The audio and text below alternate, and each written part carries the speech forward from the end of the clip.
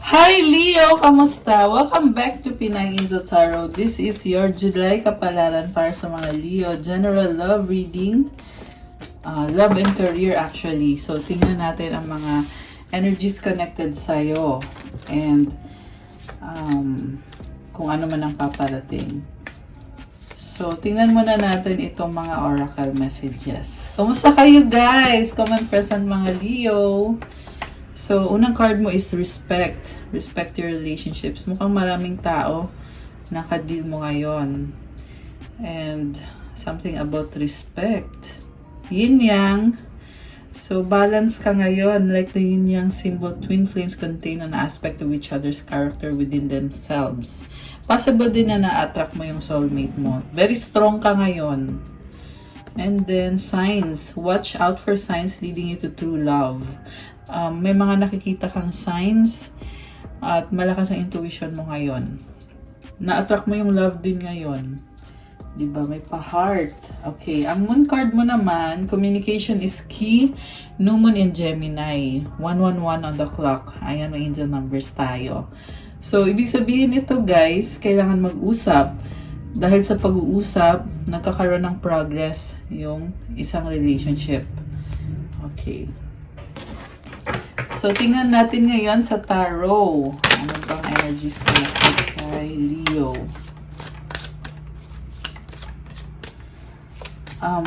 Nga pala kung if ever nag-resonate at kailangan nyo ng gabay, pwede kayong mag-book ng private reading. Tingnan nyo na lang po sa description box yung mga detalye. Nakalagay po dyan kung saan nyo ako pwede i-message. Okay, so, unang card mo, Two of Wands, waiting. Meron kang pinag-aaralan kasi may gusto kang gawin bago pa lang to, kailangan mo pa i-ready ang sarili mo. Okay. May gusto kang ma-achieve sa relationship mo. Knight of Wands. Ang lakas ng confidence mo dito. Pinag-aaralan mo pa lang eh. So, parang andun ka sa point na pwede pang magbago yung isip mo. Pwede ka pang mag-back out kasi pasimula pa lang to. Okay, next card, King of Cups. So, ito yung motivation mo ngayon, the fact na mahal mo yung taong yan. And, gusto mo siyang makasama kasi siya yung nagpapasaya sa'yo. Pangarap mo yung taong yan. You are connected sa emosyon mo ngayon. Okay. Sa bottom of the deck, the Star. Uy, nice. Seven of Wands. Mukhang nakafocus ka ngayon sa mga goals mo. Makukuha mo naman kasi Star is also about wish granted. Si Seven of Wands naman, I feel like ayaw mo makipag-usap kasi kailangan mo yung energy mo para makapag-focus ka. So, posibleng meron kami na manifest sa finances mo na para din naman sa love life mo yan. Seven of Pentacles. The Hanged Woman. So, again, nakafocus ka, tinitingnan mo sa ibang anggulo yung sitwasyon. Bago yung perspective mo ngayon, Leo. And sa nakita ko, very positive naman. Lalo na kasi nauna itong Star card. Okay, baka may kadil kang Aquarius. Malakas din dito ang Sagittarius energy, tsaka water signs, Cancer, Pisces, Scorpio. Although kahit naman anong sign pwede. Okay. So, ano ba tong pinaplano ni Leo? Connected sa finances mo eh. Three of Cups, Ace of Pentacles, King of Swords. May mga tao sa paligid mo. Possible din ito na merong friendship sa inyo ng taong yan. At merong gusto mag-offer sa'yo ng bagong simula. Baka may kadil kang air sign, Gemini, Libra, Aquarius. And,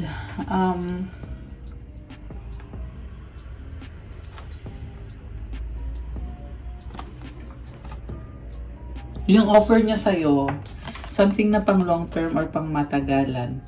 Parang, ano lang eh, parang nag-a-adjust lang siya sa'yo. Okay, nag-a-adjust lang siya sa'yo. So, inobserbahan pa niya kung mag-workout ba yung partnership niyong dalawa. Kasi mukhang magkaiba din kayo ng ugali. Air sign yung nakita ko dito eh. At ikaw naman ay fire sign ka, which is, fire sign, very passionate and creative. Ganun yung ugali mo. Samantalang itong taong gusto lumapit sa'yo, very intellectual, logical, and ayun, more on magaling siyang magsalita, very vocal. Two of Swords, merong nagdadalawang isip. Okay, bakit nagdadalawang isip? Queen of Pentacles, kasi gusto mo mag-isa. Natuto ka na. So, Knight of Cups, very caring ka kasi, Leo, pero natuto ka na ngayon, parang sinasabi mo dito na, oo, grabe ako mag-care, aalagaan ko talaga yung partner ko, mamahalin ko siya, ayaw kong nahihirapan siya, ayaw kong masaktan siya. Pero ngayon lumabas naman itong si Queen of Swords, which is telling me na ayaw mo na din na maging masyadong matulungin or masyadong mapagbigay. Kasi mukhang ikaw na lang lagi ang nagbibigay. Or merong something dito na natutunan mo at ayaw mo nang gawin ulit. Kasi si Queen of Swords, nagkaroon na ng maturity. Okay. So, may nagbago sa'yo. Two of Cups, tanggap mo pa rin naman siya. Page of Pentacles and the Four of Wands. Kasi masaya naman pala kayo So, masaya kayo and nagtataka ako kung bakit ka nagbago. When, in fact, okay naman itong partnership ninyo. And kanina waiting, ngayon naman sabi dito meron ng commitment. Sobrang mahal mo yung taong yan, posibleng soulmate mo siya. Siguro ang nakita ko dito, posibleng fear yan na natatakot ka na baka mamaya yung ibibigay mo sa kanya, hindi rin niya ibabalik sa'yo. So kaya ka nag-iingat or baka may past experience kayo na hindi nag-work out. Pero ngayon sabi dito, tanggap mo siya. Parang nahihiya ka lang sabihin sa kanya, pero gusto mo talaga ng stability and balance and commitment. Okay. Ano pa ang energies na connected sa connection na ito? Nine of Wands, Five of Pentacles, the Fool. So, ito naman sa bottom of the deck. Ang dami mo naging frustration dito. Dati na kayo naghiwalay ng taong yan Mukhang ikaw yung nag-block sa kanya. Kaya mo ginawa yan kasi napaka-strong mo Mukhang pride yung umiral sa'yo nung mga panahon na yon na binlock mo yung taong yan. Pero the reason kung bakit may pride ka is because hindi ka tumitigil, binibigay mo sa kanya lahat. So parang isip mo dito, lahat na nga binigay ko sa'yo tapos ganyan pa yung ugali mo sa akin. Ayan, nakaharang yung isang wand mo dito. So ikaw na din yung nag-block sa kanya. Oh my gosh! Pero aalamin natin mamaya kung ano naman ang nararamdaman niya. So, ngayon ito muna, the Wheel of Fortune and the Three of Swords. Merong problema dito, pero nagbago yung sitwasyon. Or, possible din to guys na malaking pagbabago kasi may number 10, Malaking pagbabago na nahihirapan ka kasi you are stepping out of your comfort zone. Although temporarily lang naman yan. Okay, magiging okay ka rin sa huli. Nine of Pentacles, you are very independent. The Devil and the Six of Pentacles. Parang merong, ano kaya to? This can be attachment, karmic connection. Na-attach ka na sa taong yan. Okay, mamaya i-clarify natin yan. Ngayon, gusto ko muna tingnan ano bang feelings ng person ni Leo. Itong taong to na binlock mo. Nanakit sa'yo. Okay. Nanakit sa'yo pero ikaw yung nag-block. No? Grabe. Grabe mga pangyayari dito. Medyo dramatic kasi. No? Strength. Oh, wow. So, ikaw to. Ayan, kita mo yung lion. Kinakalma mo yung isip mo. Kinakalma mo yung sarili mo. Kasi gusto mo naman talaga to. Gusto mo naman talaga yung taong yan. Seven of Cups. Medyo nalilito ka nga lang. Dami mong tinitingnan iba-ibang angulo. Kasama na din dun yung mga fear mo.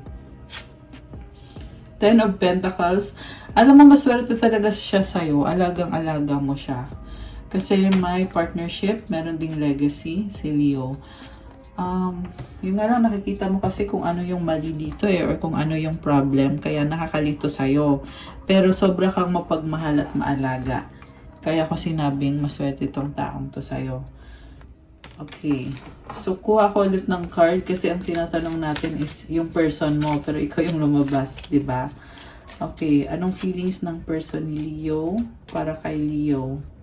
The Hanged Woman. So, nakahang siya, tinitingnan niya sa ibang angulo yung sitwasyon. The Moon. Okay, nakafocus siya sa sarili niya. Gusto niya mapag-isa. Mukhang meron siyang enlightenment or realization. Kita mo nakahang, tas may malaking full moon, di ba? I feel like na-overwhelm siya. Na-overwhelm siya sa'yo. The Chariot. Binabalanse niya. Kita mo yung dalawang horse, merong kulay itim, kulay puti. So, horse symbolizes determination and also, this is balance sa intuition and sa action niya. So, binabalanse niya eh. Ano bang tama? Ano bang dapat dito? Okay, nag-iisip-isip yung person ni Leo. Judgment. Pagbabago, malaking pagbabago. Alam mo, itong person na to gagawa ng paraan para magkaroon ng pagbabago. Ibig sabihin, posibleng naging stagnant yung connection nyo. Ayan, may angel numbers tayo. 1, 2, 3. Ayan, lumabas. 11:23 on the clock. Okay, so 6 of Wands, victory, success, overcoming obstacles or conflict. Okay. Ano na ngayon ang gusto mangyari nitong person ni Leo? So, the Tower. Again, umulit lang gusto niya ng pagbabago. Actually, 3 beses na ata lumabas. And this time mukhang siya yung may offer sa'yo eh. Gusto niyang makipag-usap yung magaan lang na kwentuhan lang, yung parang wala lang. Pero kaya niya gagawin yun kasi gusto ka pa niya makilala lalo. Gusto niya maging stable yung connection niyo. Matalino tong taong kadil mo, Leo. And hindi madali sa kanya to, nahihirapan siya kasi tingin niya kasi sa'yo very stable ka. So, siya ganun din, very stable din. Kaya itong pag-uusap na to, magdadala ng mga, alam mo yun, parang awkward. Awkward yung pakiramdam, pero kailangan mag-usap eh. Okay. 6 of Cups, the Devil. Merong memories, merong attachment. 9 of Pentacles. Alam mo, napaka-strong ng attraction sa inyo. Parang hindi niya ma-explain eh kung bakit na-attract siya sa'yo. Ganon yung pakiramdam ng person mo. So, nagtataka siya, bakit ganun na lang si Leo? Ganun na lang yung attraction niya sa'yo. So, 10 of Wands, the Hierophant. Parang gusto na niyang ayusin na agad. Parang gusto niyang i-manipulate yung sitwasyon. Gusto niyang matapos na, nagmamadali. Knight of Swords, mabilis na energy. Okay, masyadong nagmamadali yung mga energy. Andito si Hierophant. This is blessing, change. Ayan, new beginning. So, merong new beginning. I love it! Ang daming energy ng new beginning. Maraming sunod-sunod na sunod-sunod na pagbabago. Actually, guys, it's Cancer season ngayon. Kaya, influence din tayo ng energy ng Cancer, which is all about transformations, ang daming pagbabago. And medyo emotional itong season na to ngayon. Okay, so, ayan, tanggap ka niya eh. Kaya,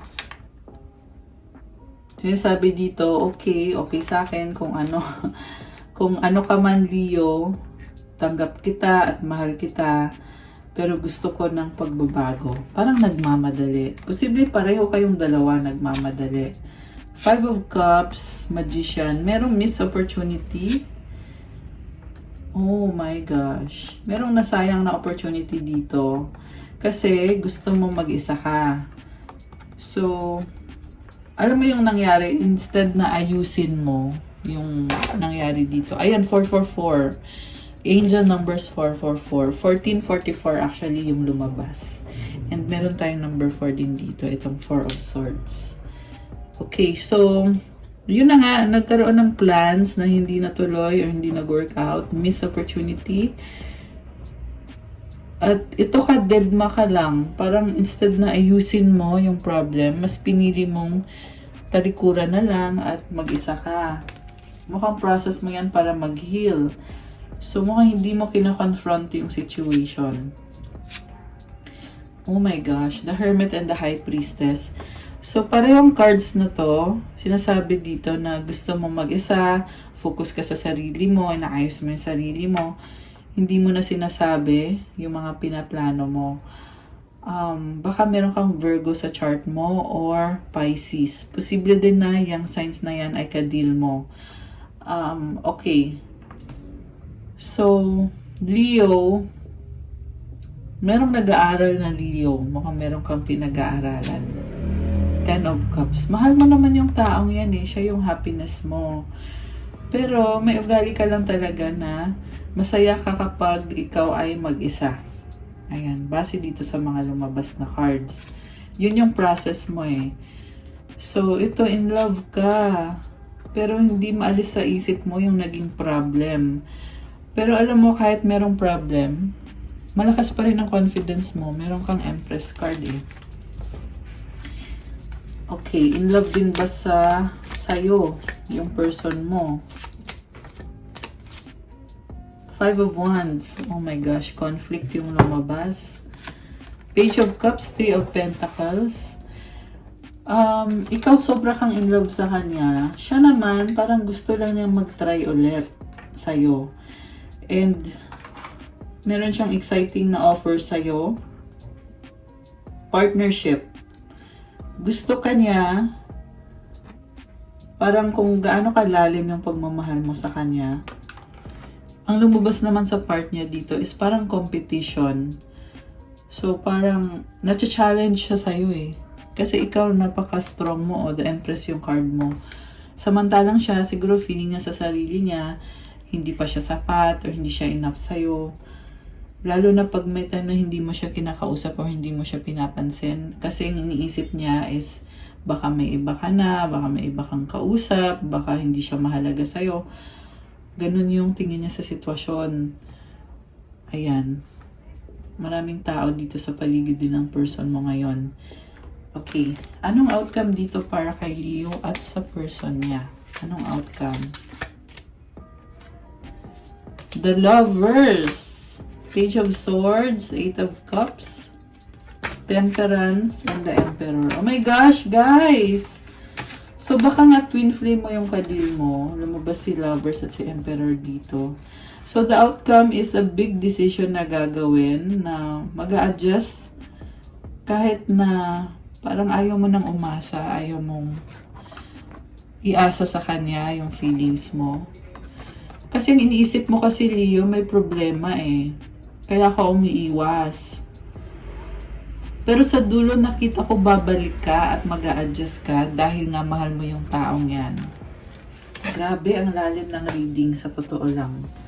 Napaka-deep ng mga mensahe at yung mga energies na lumabas dito. Okay. Pa tayo ng tatlong cards. Broom, Lily's Coffin.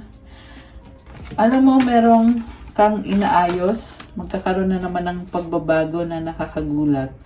So, yeah, I know ilang beses na yung lumabas sa reading paulit-ulit at ito lumabas ulit. Ito kasing broom, nililinis mo eh. Kumbaga, tinatanggal mo yung mga negative, inaayos mo. Ito, positive energy. Ito naman yung fear. Ayan, so, aayusin mo, babaguhin mo yung sitwasyon. Leo. And then, ano mga gustong sabihin ng taong ito sa'yo? Ano mga gusto niyang sabihin sa'yo, Leo? Oh my gosh! I love you unconditionally! Sobra kang mahal. Grabe. Naloka ako dun ah. I want to tell you how I feel. Guys, grabe! Leo! Parang gusto niyang sabihin sa'yo na sobra kanyang mahal. Oh my gosh, kinilig ako doon. Oh, yun nga lang, sa loob-loob niya natatakot siya. I'm afraid to contact you. Nakakaloka. Revelasyon yan. Okay. Natatakot siya. Pero gustong-gusto niya. The timing just wasn't right for us. Usually kasi kapag totoong gusto mo, dun ka nakakaramdam ng takot, 'di ba? Kasi kung wala lang sa'yo, ba't ka naman matatakot? It's time for me to heal now. So, on the process of healing din siya. Okay. Or baka din ikaw yan. I know I messed up everything. Oh, nagkamali siya. Okay, merong naging wrong timing sa inyo at feeling niya na nagkamali siya. You speak to me through music. Naalala ka niya kapag nakikinig siya ng music or siguro ba kapag nagre-relax siya, naalala ka niya. I'm grateful for the spiritual lesson. Anong advice sa mga viewers na Leo? Advice sa mga viewers na Leo. Okay. Independence. The more you learn to feed yourself on the inside and care for the inner child, the more freestanding you become. Help me feed and love this inner child, dear Lord. Kayang-kaya mo sarili mo. Kita mo yung butterfly? It symbolizes transformation. Ang ganda ng kulay.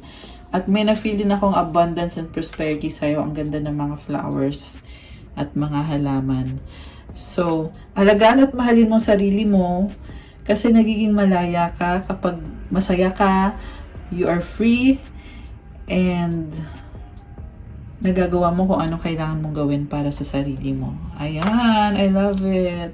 I love your reading today, Leo. So, that's all for your July Kapalaran. Thank you for watching. I-like nyo ng video na to.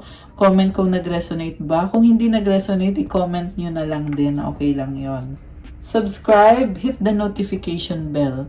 Kung nag-resonate at kailangan mo ng more information, you can book a private reading. Message me on my Facebook page, Pinay Angel Tarot, or sa Viber or sa WhatsApp para mas mabilis. Tingnan nyo po sa ilalim ng video na to. Andyan nakalagay yung mga links ko sa description box. Visit my Instagram if you want to start your crystals journey. Meron tayong lapis lazuli. Ayan, maganda bagay na bagay yan para sa mga Leo for confidence, power, wisdom, negotiation, attract money, and attract love. Ayan. Marami pa tayong ibang crystals, guys. Syempre, meron for wealth, prosperity, abundance, protection, focus, motivation, mental clarity, manifestation, and marami pang iba. So, tingnan nyo na lang doon. Thank you, Leo! Have a good day. God bless you all. Stay safe. Love you guys. Bye!